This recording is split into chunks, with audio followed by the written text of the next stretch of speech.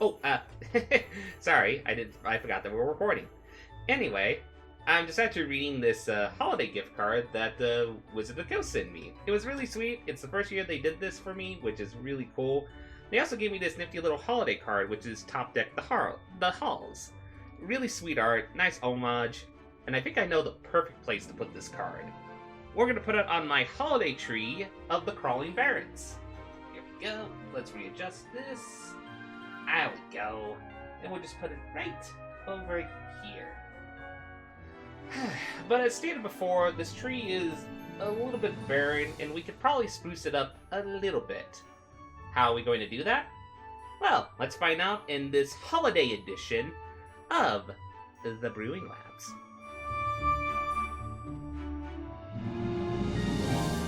Hello one and all, and welcome to the Brewing Labs, the holiday edition.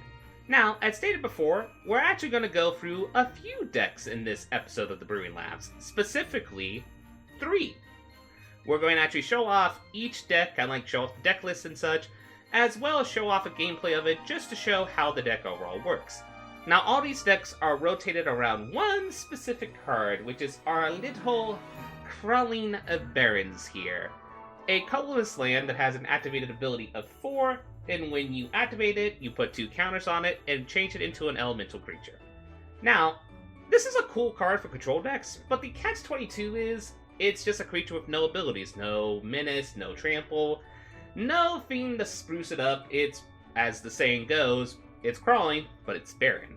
But like with all holiday traditions, usually you take a pretty barren environment and throw up some holiday decorations. And that's what we're going to do through our deck text. We are going to spruce up our little Crawling Barrens friend over here. First off, for our decks, the best way when you're working on holiday decorations is always to bring a few little friends. Specifically, the Superfriends variety of the T. About a beep. About a boop.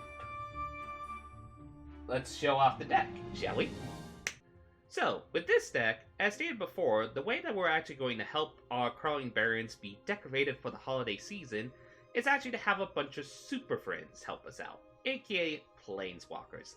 Now, a little warning to the wise, I'm actually going to, for our future Brewing Lab videos, if I feel like a deck needs this, I'm going to give it the honorary EP mark, which you're going to notice on the deck list below in the caption on the Aetherhub website.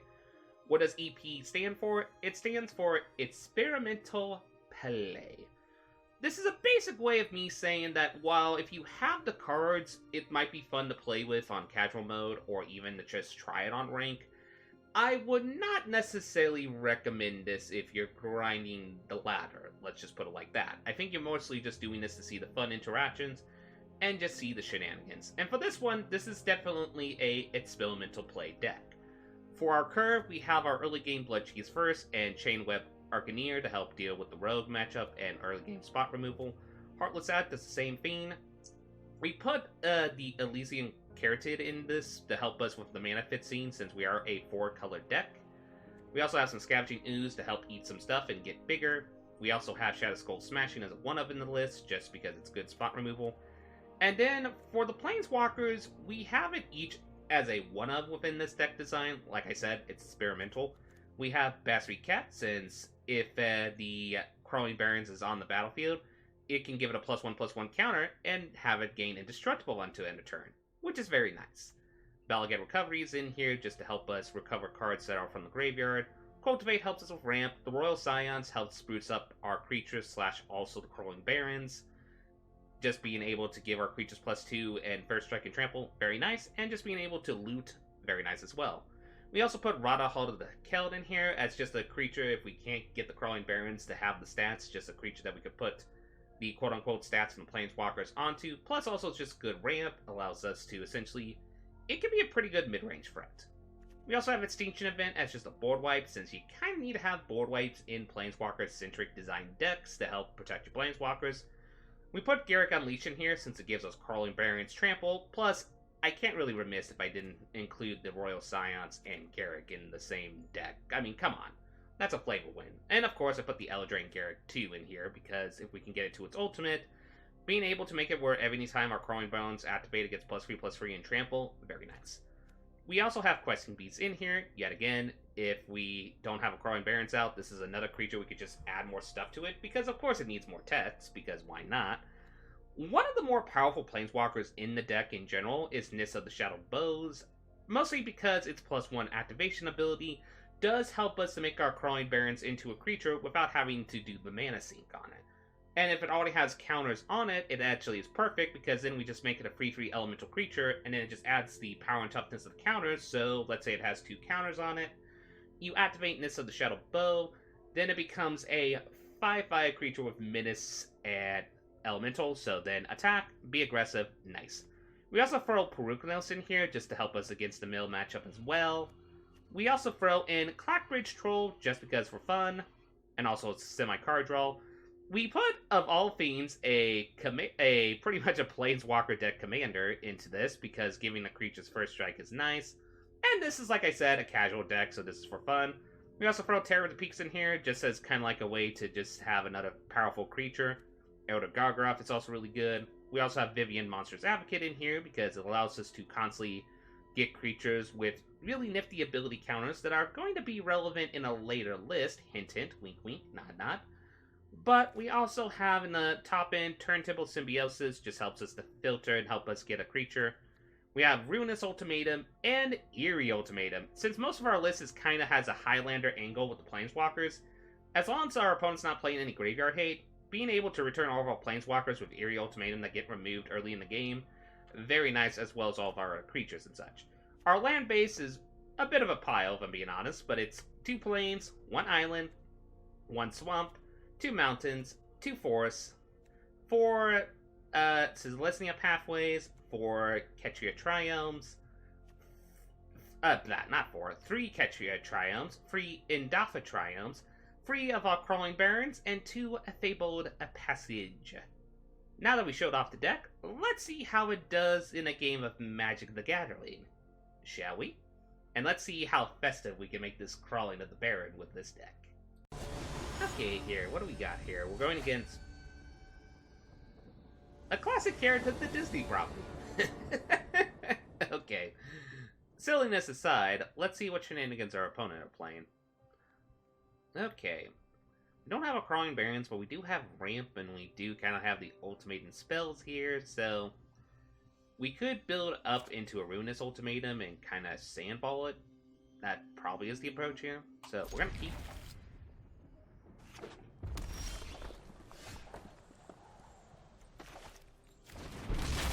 Our opponent's potentially playing Mono Red, is my guess, or Gruul. Rakdos, eh? Rakdos Rats. Okay.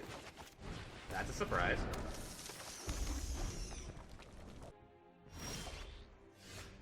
Hey, Basket Cat. Okay, perfect. So first things first, we're going to have to do this. We're going to do this to get a Plains and a Plains.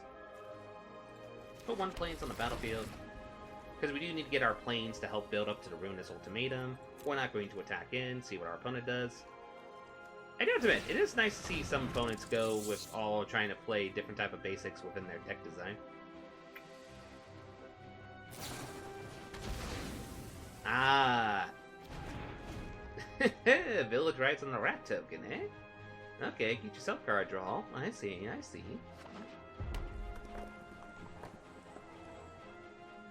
Our opponent's either going to spot removal the Chain Web Arachneer, or they're probably going to steal it, / also... Oh no, they're going to play a Phoenix Bash. Okay. And a Grim Position. Okay. We'll take the 2 for now, because we can. Then we're going to play this, and we got our Crawling Barrens friend for later, but we're going to do this. Persevere. Find our... Mostly just to make our little reach creature be able to block the Phoenix Batch. And let's see, we have 3 plains, so we need 1 more mountain and 1 more swamp. And we have the Ruinous Ultimatum then online.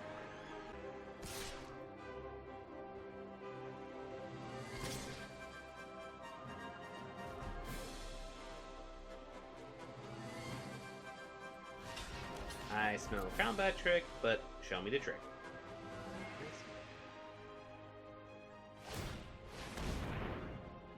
Okay, make a trade. Makes sense.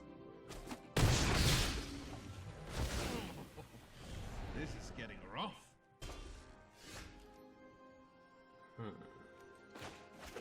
We'll play that. We're actually going to play another friend that's going to help out with the holidays. Garrick Unleash.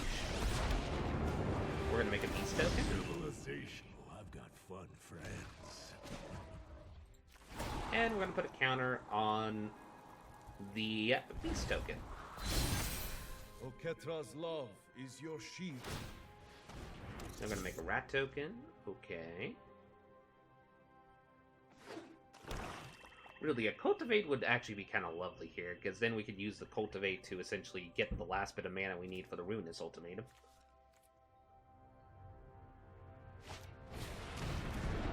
Okay, they're going to go throw us. We could toss the Symbiosis.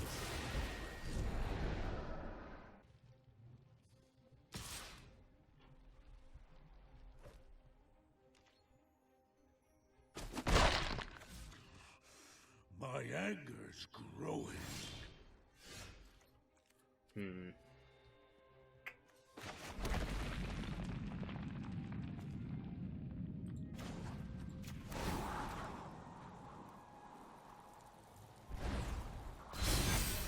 My sand will protect you. Out of our way.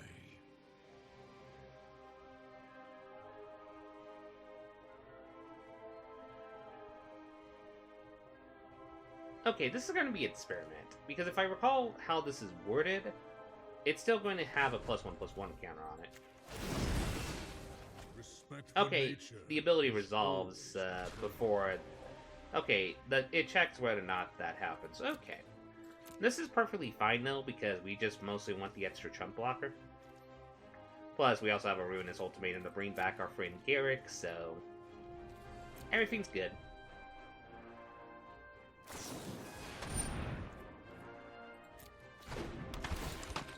Uh-oh.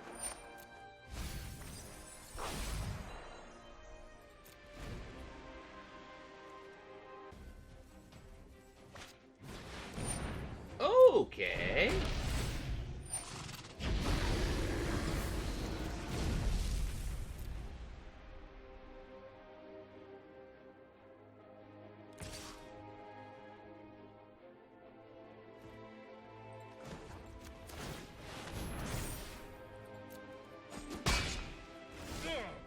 Attack one, and you Well, attack there's us the all. source for a mountain. That's what we need. I think we're going to have to escape this. We can just do this, this, this, and this without a sweat.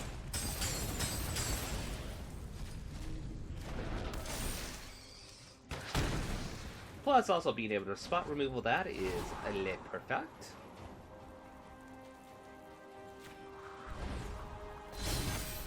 I will guard your advance. So we need one more swamp, and Ruinous Ultimatum is online. One of my favorite Eldrin cards. Gotta give the opponent a golf clap on that one.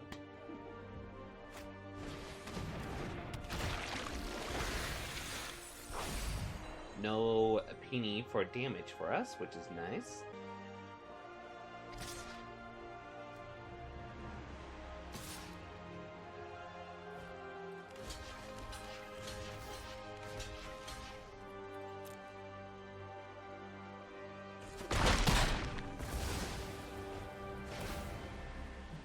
Now we are going to get Peen a few points of damage here. Boop, boop. Okay, that works.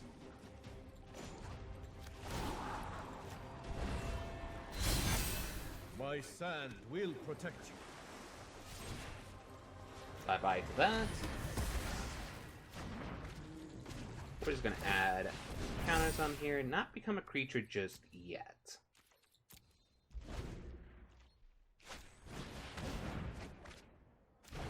Okay. Okay.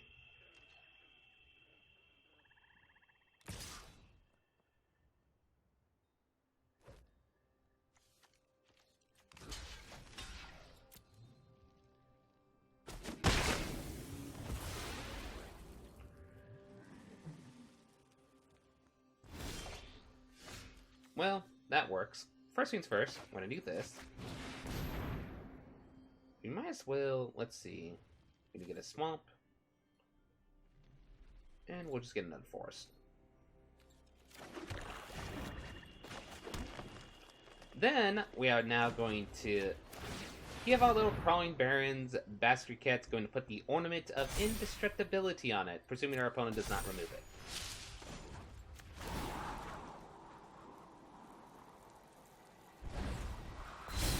Thank you kindly, Now opponent, is for not the doing time that. to strike. And we're going to swing in for 7. They're going to make a rat token, jump with a rat token, I'm guessing. Or not. I'm guessing they remembered that it can Bastard Cat's at ultimate range, so they're probably just creating tokens to be able to attack in. They're definitely going to escape, but what are they escaping is the question. Okay, Croatia. Makes sense. Well, now we're between a rock and a hard place here. Do we want to discard the board wipe, or do we want to discard the thing to return stuff to our hand? Really, we only have Garrick to return, so Eerie Ultimatum will probably just go by here. The board wipe will probably be the more better thing in this circumstance.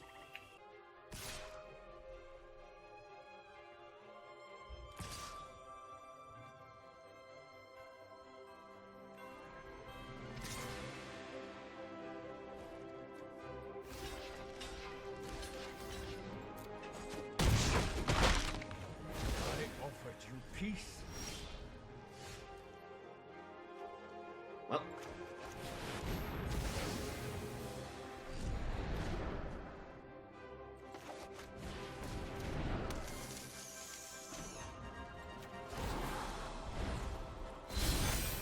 I will guard your advance. We'll keep the jump blocker for now, since they can still escape stuff.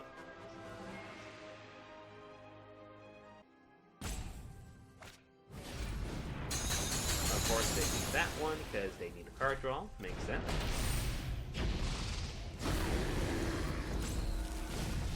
They're hoping to get spot removal here. Ooh, nice. They're going to return Kratza back to the hand. Very nice. And honestly, I think we just ultimate here.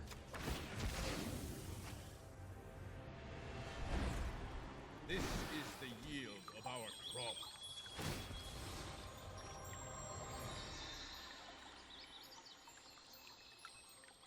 Get our last basic. Not yet. Not gonna try.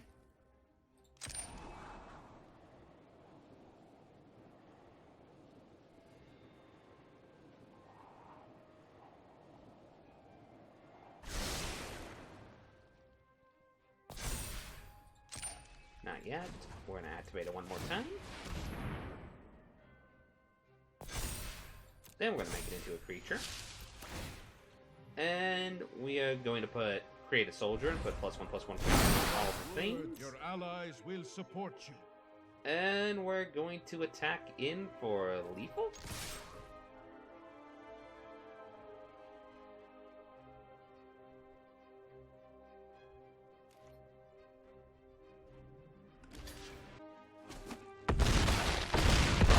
Well, no, wait. I was one off. Cue the math is for blocker statement here. But we're pretty close. Okay, our opponent's gonna make a little Maya Trident. Makes sense. So I'm gonna play a Krotza here.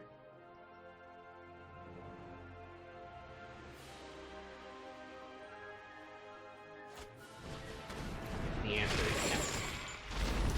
We get these free line. Good game, opponent. Yes! Okay. Bastard Cat and Garrick helped save the Crawling Baron game. Anyway, let us move on to the next deck, shall we? While having Planeswalkers help us decorate this tree was a nice idea, it's also best that we can get some additional decorations for our Crawling Baron's tree. Some of what we could say the counter variety, and we got a few friends to help us with that deck of the list. Let's get to the list, shall we? Next on our holiday list, the Man-Ran variety, we are actually going to use counters to help spruce up our little friends, the Crawling Barrens here. So this is your basic absent counter list. We have stuff like Conclave Mentor, Luminarch Aspirant, Swarm Shambler, Little Orange Reef Ooze, and a little bit of Mecha Godzilla to get some nice ability counters, as well as a Vivian, a Monster's Advocate, to get ability counters as well.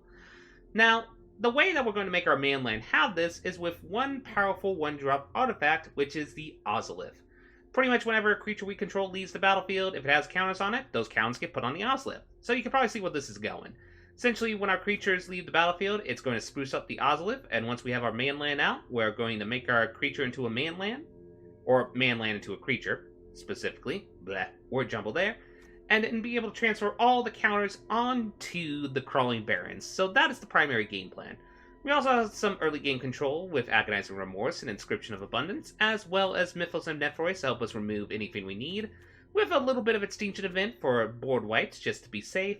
We also have a few Agadeem's Awakening, as well as Turn Temple Symbios to be also a land and a spell. Pelucano's in here to help us with the specific variations that we need to essentially go against Mill, more specifically, whatever it's the Ruin Collab with a Rogue variety. We would probably also put 2 spiders in here if we can, but we don't have at the moment. And that's kind of our list. Our land bases are 2 swamps, 2 forests, 4 Blightclimb pathways, 4 Branchloft pathways, and then 3 Indafa Triumphs, 3 Crawling Barrens, and 3 Fabled Passages. So let us see how this deck does on the ladder, shall we? Okay, let's see who we're going against. We're going against Louvel. Okay, let's see what shenanigans our opponent are providing today, and see if they can stop our holiday man-land shenanigans. We do have a pretty good hand, with the factor that we have a turn 1 Ozolith, turn 2 Luminarch Aspirant. The only catch is we do need to get the green mana for the Swarm Chamber Inscription and black, but we should be able to. I think this is one of those risky hands you keep. And there we go. There's how we can get our black mana for the Call of the Death Dweller if we need to. So we're first going to play this. We're going to play our Ozolith, and hope our opponent does not have any hand disruption. Doesn't look like the case. And there's our green mana. Perfect. So we're first going to play this on the side. We're going to play Luminarch Aspirant, try to get a counter on it. There we go. Opponent did not have spot removal at the moment, but they probably will now. There we go. Still, we don't mind that much because the counter gets transferred here. So what we're going to do here is play this. We're going to play the Swarm Shambler. We will do that without sweat. Just make it a little bit bigger. See if our opponent has more spot removal. The answer is yes. But we do get a little token out of it, which is not bad. And then now time for a little trick. We are going to play Call of the Death Dweller. Return back both of these creatures. Yay! Then we're going to put a... let's put it on this as well as the Menace counter.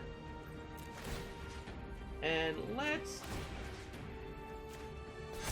make our little insect token a little intimidating. Attack for 4 damage. Ba-doo!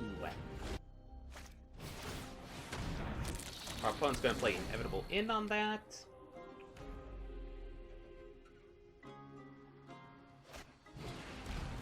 Okay, they're going to remove that. That's fine, because we'll just sacrifice this, put counters on this. And guess what? Manland, going to get decorated! Okay, we're going to put that on the battlefield. We're going to transfer all of our counters onto here. Make it a 5/5 with Menace and Death Touch. Attack with 2 creatures. Actually, all, because I realize we don't have mana left to use the ability, so... And now we have constantly a Menace Death Touch creature on the stack.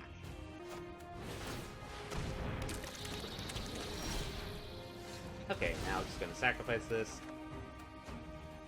We're going to play the Crawling Barrens. Okay, first, do we have enough to actually activate the skin? I really want to get the Agonizing Remorse, because since they have 2 mana up. Well, Actually, we have a second Crawling Baron, so we really don't mind that. If they have it, they have it. So, now let's attack in. And that's game! And that is how that deck kind of works. Very nice. Very nice. Splenderoni to the pepperoni. You gotta love when a deck works the first time you play it on stream. AKA recording, so... Yay! Last, but certainly not least, another way that we can spruce up our crawling manlands is with help with the most beautiful winter creature that there ever is. Are we talking about polar bears? No. Are we talking about penguins? No. What we're talking about is specifically foxes. How are we going to use foxes to help spruce up our crawling barrens? Well, let's find out, shall we? Last, but certainly not least for our holiday special, we're going to show off a deck that's going to be useful for those who are trying to work off the holiday meal, because we are doing some cycling shenanigans. Specifically, we're kind of doing a 4-color cycling deck. We do have the Ozliv in here, as we had in the last deck, to help us transfer ability counters on stuff, because we do have cycle creatures in here that have ability counters. Specifically Godzilla, Primeval Champion, Space Godzilla, as well as Sanctuary Smasher, and also Splendid Mare. For when they get cycled, they will put a little ability counter on our creature.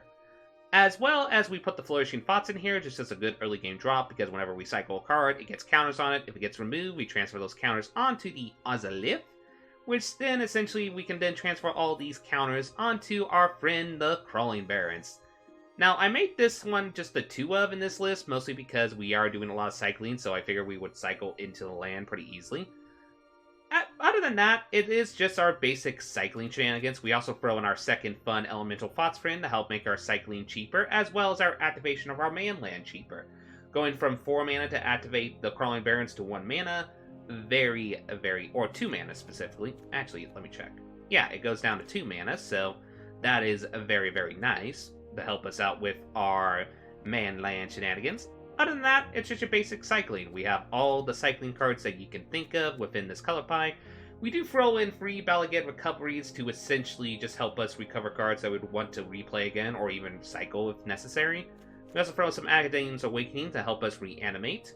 And of course we throw in Zenith Flare because the funnest way to help counter against Rogue Mill is essentially just a giant Zenith Flare to the opponent's face. But also be prepared to also use this for essentially spot removal if needed. We also throw in 2 Nissa of the Shadow Bows. As stated before, this is a really good card to help us essentially animate our manland.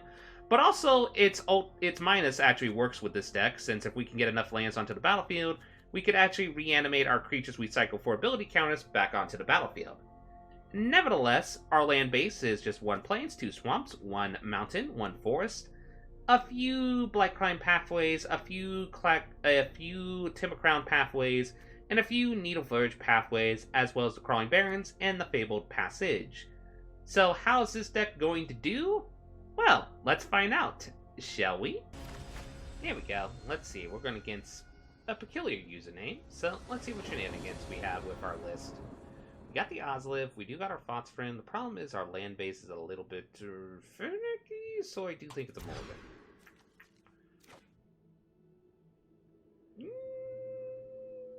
Sure. It's not amazing, but it gets the job done. So we're going to play our Crawling Barrens friend. We're going to cycle to go for blood here. There we go. At least we got a few cycling fiends we can do.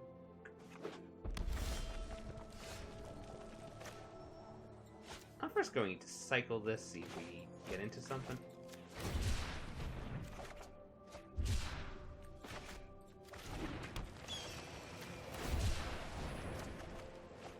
That works.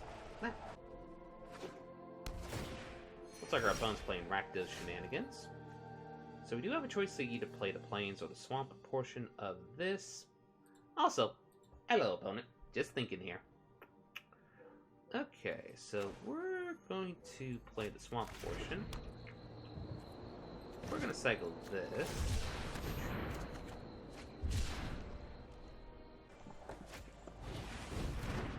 So it looks like Rakdos sack shenanigans. Noted.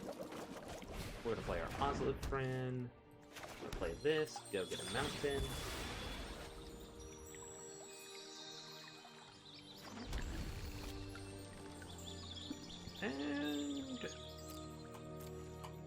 pass the turn.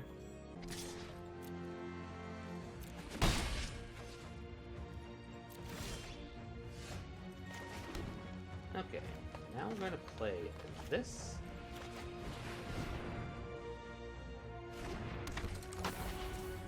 We're going to cycle this.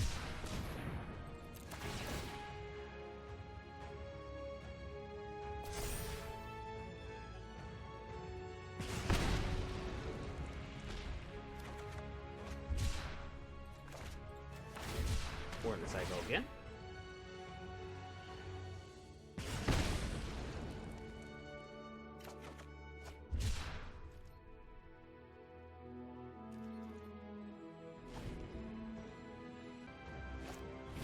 I was worried about that. Okay. So yeah, opponent's gonna sacrifice our creature. Great. Ugh.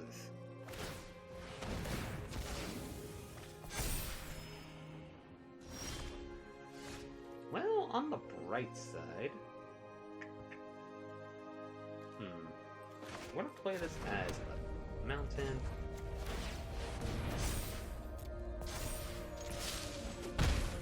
Just get this big at the moment.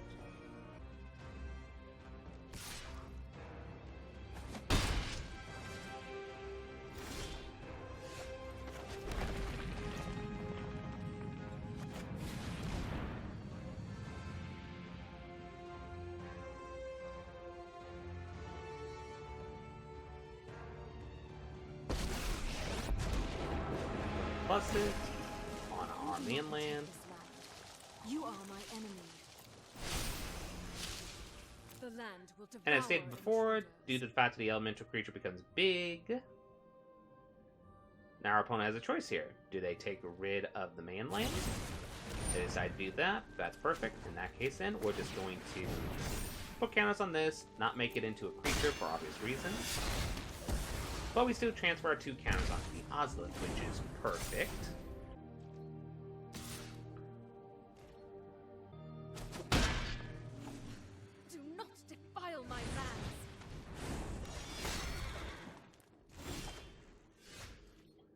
Very nice.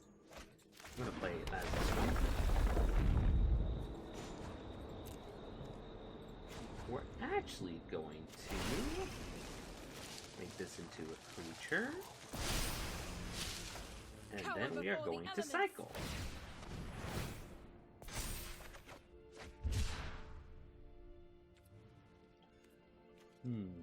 Yeah, I think we cycle still. Ah, so close. We're going to transfer all of our counters onto here.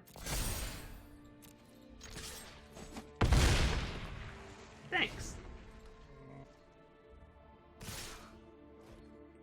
Our opponent's going to try to keep Nissa in check, which makes perfect sense. And they're probably going to be holding up Spot Removal, or not. Well, there's that. So, yeah, I think we just do this. We will protect my home. Attack in. Also cycle this.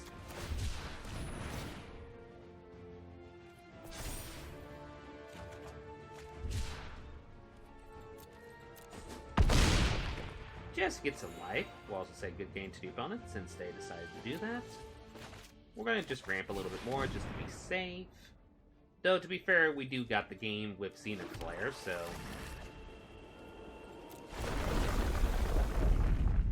Boop. Boop.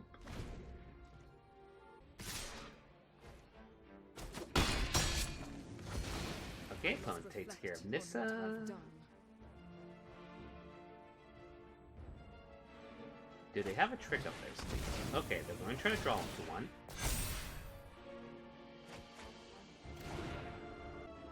Oh man, if this is one of the rare decks where our opponent plays a Cleansing Wildfire in their list, I will be kind of impressed. Okay, so we're going to play it as a chump blocker. That's fair. So we're just going to do this. Swing in with First Strike.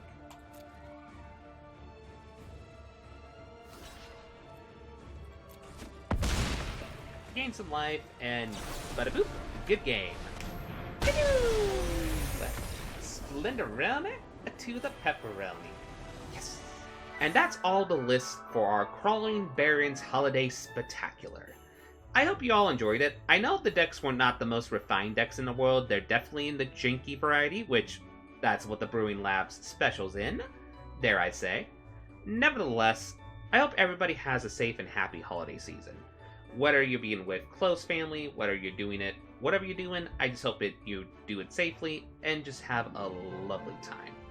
Now, as stated before, with the holidays you do like to hang out with friends and family. Well, I'm going to hang out with some really specifically cute doggos that I have in my family. So, nevertheless, let's actually put them on the tree and just get ready for the holidays. I hope you all have a lovely day. I hope you have a lovely end of the year.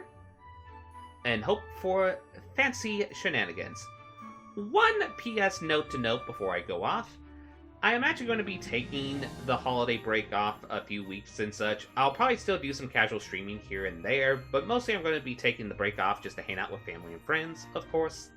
Also, there is going to be next year a spruce up for the Brewing Labs regarding to both streaming and also videos themselves to try and improve the quality. So, something to keep your eye out on in the future when we come into January, where we're going to do some more funny, janky brews, as well as get ready for the Kaldheim shenanigans. Nevertheless, I hope you all have a lovely day or night when you're watching this. This is LevDev, signing out. Now if you excuse me, puppies!